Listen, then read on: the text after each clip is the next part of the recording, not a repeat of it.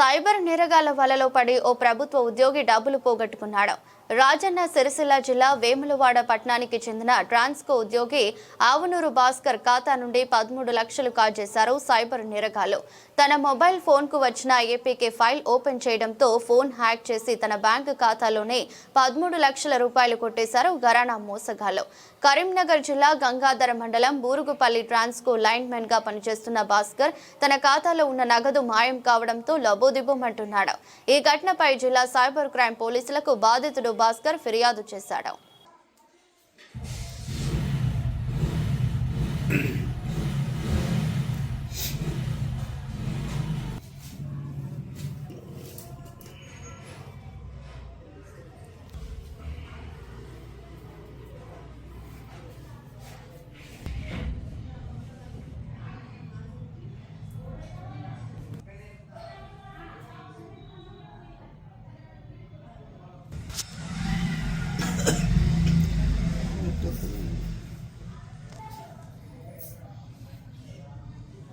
సరే రమేష్ అన్న ఫోన్ చేసి చెప్తే లేదు ఆడ మన వాళ్ళు చెప్తారు.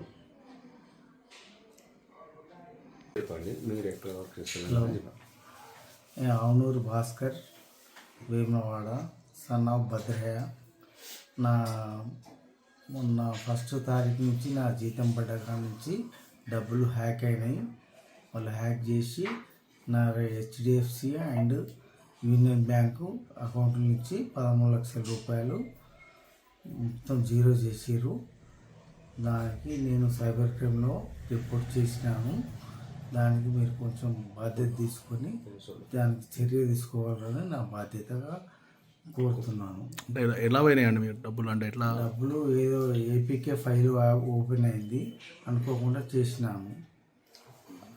అట్లా అందుకొరకే దానికి కొంచెం తగు చర్యలు తీసుకొని నా డబ్బులు నాకు కొంచెం ఇప్పించగలరని నా మనవి.